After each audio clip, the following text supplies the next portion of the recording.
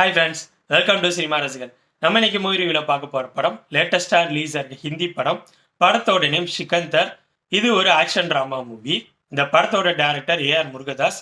அவர் 2020 தர்பாருக்கு அப்புறம் இந்த படத்தை டைரக்ட் பண்ணியிருக்காரு 5 வருஷம் கழிச்சு. இந்த படத்தில் ஹீரோவா சல்மான் கான் பண்ணியிருக்காரு. இந்த படத்தோட ஸ்டோரி என்ன, இந்த படம் எப்படி இருந்துச்சுங்கிறத பார்க்கறதுக்கு முன்னாடி இந்த வீடியோ ஃபுல்லாக பாருங்க. பிடிச்சிருந்தா லைக் பண்ணுங்க, கமெண்ட் பண்ணுங்க, அப்படியே என்னோட சேனலை சப்ஸ்கிரைப் பண்ணுங்க. கூட பக்கத்தில் இருக்க பெல் ஐக்கானே தட்டி விடுங்க. அப்பதான் நான் போகிற வீடியோஸ் உடனுக்குடன் சேரும். அப்படியே உங்களோட சின்ன ஹெல்ப்பாக இந்த வீடியோஸ் எல்லாம் உங்களோட ஃப்ரெண்ட்ஸ் ஃபேமிலி மெம்பர்ஸ் எல்லாத்தையும் ஷேர் பண்ணுங்க. உங்களோட சின்ன ஷேர் எனக்கு ரொம்ப சப்போர்ட்டாக இருக்கும். வாங்க இந்த படத்தோட ஸ்டோரி என்னன்னு பார்ப்போம். இந்த படத்தில் சல்மான் கான் ராஜ்கோட் அப்படிங்கிற ஏரியாவோட ராஜா வம்சாவளியை சேர்ந்தவர். அவரு படத்தோட ஸ்டார்டிங்லே ஃப்ளைட்டில் ட்ராவல் பண்ணுறப்ப ஃப்ளைட்டில் ஒரு பொண்ணுக்கிட்ட மிஸ்பிஹேவ் பண்ணுற மினிஸ்டர் சத்யராஜ் அவரோட பையனை அடிச்சிடுறாரு. இதனால சத்யராஜுக்கும் சல்மான் கானுக்கும் இடையில ஒரு பிரச்சனை உருவாகுது. ஒரு பக்கம் ஹீரோ சல்மான் கான் அவரோட ஒய்ஃபான ராஷ்மிகா மந்தனா அவங்க சல்மான் கான் மேலே ரொம்பவே பாசமாக இருக்காங்க. ஆனால் சல்மான் கான் ஒய்ஃபை பெருசாக கண்டுக்காம பொது சேவையிலே இருக்காரு. அவரை சுற்றி இருக்க பகுதியை சேர்ந்த மக்களுக்கு ஏதாவது நல்லது பண்ணுன்னு சொல்லிட்டு அந்த மாதிரி வேலைகளே இருந்துட்டு இருக்காரு. ஒரு கட்டத்தில் ராஷ்மிகா இறந்து போயிடுறாங்க. அவங்களோட ஆர்கன்ஸை மும்பையில் இருக்க ஒரு 3 பேருக்கு வச்சிடுறாங்க. தன்னோட ஒய்ஃபோட டைம் ஸ்பெண்ட் பண்ண முடியல. ஸோ அவளோட ஆர்கன்ஸ் இருக்கவங்கெல்லாம் போய் பார்ப்போம், அவங்களுக்கு ஏதாவது நம்மளால முடிஞ்ச நல்லது செய்யலாம் அப்படின்னு சொல்லிட்டு சல்மான் கான் மும்பை போகிறாரு. இதுக்கப்புறம் படத்தில் நடக்கிற சம்பவங்கள் தான் சிக்கந்தர். இந்த படத்தோட பாசிட்டிவ்ஸ் அண்ட் நெகட்டிவ்ஸை கலந்து ரொம்பவே ஷார்ட்டாக பார்த்துருவோம். ஃபர்ஸ்ட் இந்த படத்தோட டெக்னிக்கல் விஷயங்கள் பற்றி சொல்லணும்னா, இந்த படத்துக்கு ஒளிப்பதிவு சூப்பராக பண்ணியிருந்தாரு. கிராண்டாக ரிச்சாக இருந்துச்சு. ஒவ்வொரு ஃப்ரேமும் நல்லாவே பண்ணியிருந்தாரு. ஒளிப்பதிவு கண்டிப்பாக இந்த படத்தோட பலம். அடுத்ததாக இந்த படத்தோட மியூசிக் எடிட்டிங் படத்தோட ஃப்ளோக்கு ரொம்பவே சப்போர்ட்டாக இருந்துச்சு. நெக்ஸ்ட் படத்தில் நடித்தவங்களோட பர்ஃபார்மன்ஸ் பற்றி சொல்லணும்னா, யூஸ்வலாக சல்மான் கான் ரீசெண்ட் டேஸில் இதுக்கு முந்தைய படங்கள்லாம் எப்படி ஒரு ரோபோ மாதிரி பர்ஃபார்ம் பண்ணியிருப்பாரோ அதே மாதிரி தான் பண்ணியிருந்தாரு. சில இடங்களில் அவரோட மேக்கப், ஏஜ், அவர் பர்ஃபார்ம் பண்ண ட்ரை பண்ணது எல்லாம் மிக்ஸ்அப் ஆகி ஒரு மாதிரி கொலாப்ஸ் ஆன மாதிரி இருந்துச்சு.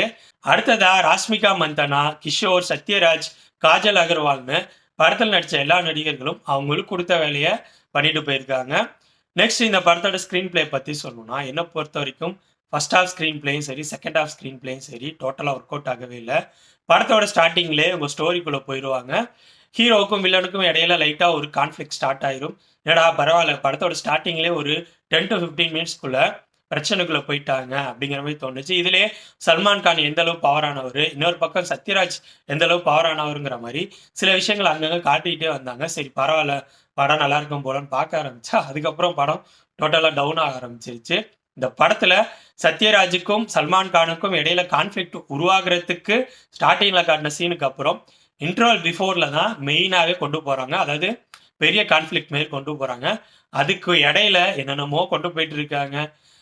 ஹீரோயினுக்கு இடையில இருக்க ஒரு லவ், ஹீரோயின் இறந்து போகிறது, அவரை ஹீரோயினுக்காக ஹீரோ உருகுறன்னு சொல்லிட்டு போயிட்டே இருக்கு. பட் அந்த எந்த சீனும் நமக்குள்ள ஒரு இம்பாக்டை உருவாக்கவே இல்லை. ஐயோ ராஷ்மிகா இறந்துக்கிட்டாங்களே, சல்மான் கான் இந்த அளவு ஃபீல் பண்ணுறாரு அப்படிங்கிற மாரி எமோஷனல் கனெக்ட் வந்து நமக்குள்ள வரவே இல்லை. அது பாட்டு ஓடிட்டு இருக்கு, நம்ம பாட்டு பார்த்துட்டு இருக்கோம். சரி ஓகே, இன்ட்ரோல் முடிஞ்ச பிறகு ஹீரோ மும்பைக்கு போறாரு, பெருசா ஏதாவது பண்ண போறாரு போல அப்படிங்கிற மாதிரி செகண்ட் ஹாஃப் பார்த்தா அதுலேயும் ஒன்றுமே இல்லை. ஃபர்ஸ்ட் ஹாஃபோட செகண்ட் ஹாஃப் ரொம்பவே சுமாராக போயிடுச்சு. அப்படின்னா ஃபர்ஸ்ட் ஹாஃப் நல்லா இருந்துச்சான்னு கேட்டிங்கன்னா அப்படி கிடையாது. செகண்ட் ஹாஃப் ஃபர்ஸ்ட் ஹாஃப்லையாவது இந்த லவ், சாங்கு, ஹீரோயினுக்கு இடையில இருக்க ரொமான்ஸ்ன்னு சொல்லிட்டு சில விஷயங்களை கொண்டு போயிட்டு இருந்தாங்க. செகண்ட் ஹாஃப் ஒன்றுமே கிடையாது. அவர் மும்பை போன பிறகு அந்த பிரச்சனைகளை ஃபேஸ் பண்ணுற மாதிரி காட்டுறாங்க. அப்படியே கிளைமேக்ஸ் போயிடுது. ஆனால் எதுவுமே டோட்டலாக ஒர்க் அவுட் ஆகவே இல்லை. எதுவுமே நம்ம கூட கனெக்ட் ஆகவே இல்லை. ஸ்க்ரீன் பிளே ஃப்ளாட்டாக இருக்குது. ரைட்டிங்கில் இந்த டீம் டோட்டலாக எந்த எஃபோர்ட்டும் போடவே இல்லை.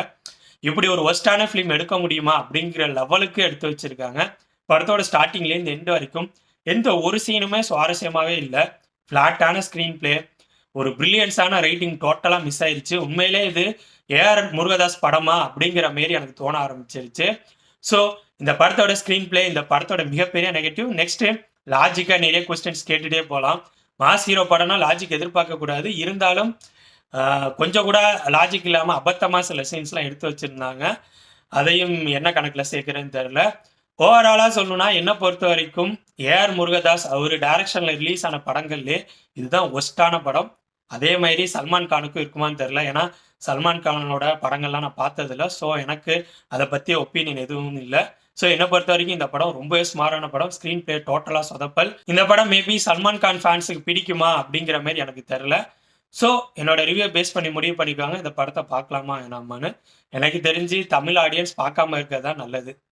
ஓகே ஃப்ரெண்ட்ஸ், இந்த வீடியோ உங்களுக்கு பிடிச்சிருக்கும்னு நினைக்கிறேன். தேங்க்ஸ் ஃபார் வாட்சிங். இந்த வீடியோ பிடிச்சிருந்தா லைக் பண்ணுங்கள், கமெண்ட் பண்ணுங்கள், ஷேர் பண்ணுங்கள். அப்படியே சினிமா ரசிகன் சேனலை சப்ஸ்கிரைப் பண்ணுங்கள். கூடவே பக்கத்தில் இருக்க பெல் ஐக்கானையும் கிளிக் பண்ணுங்கள். அப்போ தான் நம்ம போடுற வீடியோஸ் குடன் உங்களுக்கு வந்து சேரும். தேங்க்யூ.